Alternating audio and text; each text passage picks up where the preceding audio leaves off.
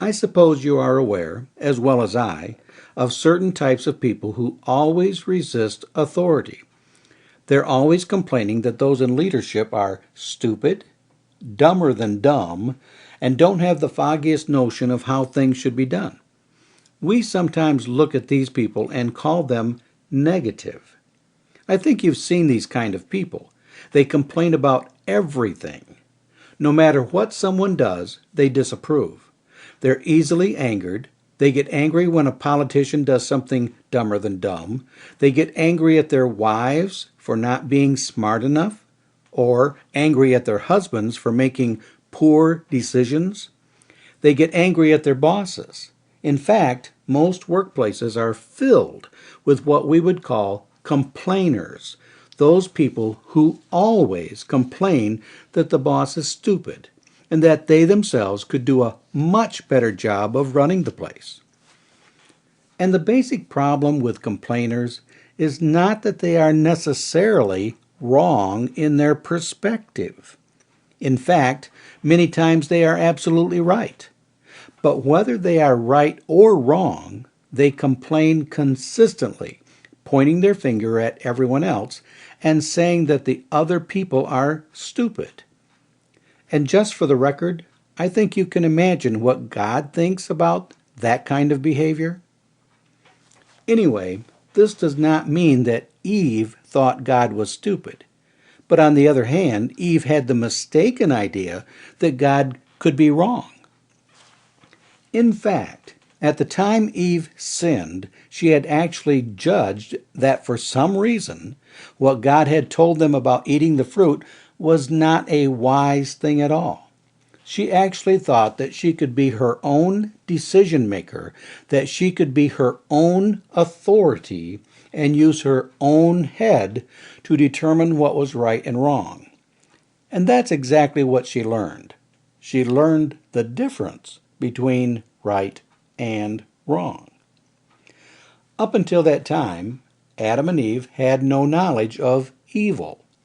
They listened to God and walked with Him and talked with Him and accepted His direction, but they never looked at God as being good. He was God.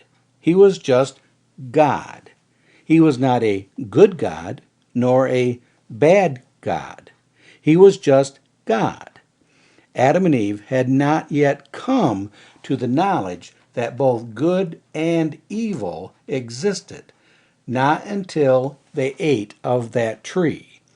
What Eve learned, the wisdom she gained by eating the fruit, was to recognize that there were some things that were good and some things that were evil. She decided that the words of the serpent were good and the words of God were evil. She chose for herself, deciding in her own mind that she would not follow the authority of God. This was the first sin. Instead of just completely submitting to the authority of God, whether they recognized the goodness of it or not, both Eve and Adam decided they could eat of the fruit in spite of what God had told them. As soon as they ate the fruit, they knew that they were naked. They were ashamed and attempted to cover themselves with leaves. Now, their nakedness was not the real problem. The real problem was that they had disobeyed in light of God's authority. They had made a decision not based on God's word, but a decision based upon their own thinking in their own minds. They had set aside God's authority and instead decided to use their own head in the decision-making process. In essence, they were being headstrong. Just as children question the parents, Adam and Eve questioned God. They became headstrong, in the sense they followed their own head instead of following the headship of God. You see, in this world, we humans do not understand what it means to learn obedience. In Hebrews chapter 5, it says that Jesus Christ learned obedience. This doesn't mean that he made mistakes and had to learn how to be obedient, but that he practiced obedience to perfection. In fact, Jesus himself tells us in the Bible that he did not speak his own words, but only the words of the Father. He also says that the works he did were the Father's works. Now, if anyone was able to make good decisions, Jesus was able to make good decisions. Yet, when he walked this earth, he only did the works of the Father and only spoke the words of the Father. He didn't concentrate on making his own decisions, but just took the position of being a son, obeying the Father. As it says in Hebrews, he learned obedience. And that's what we humans are doing now. We are on this earth learning not to be headstrong, but learning to be obedient. You see, God never makes mistakes, and whenever God tells us something, we should obey his words.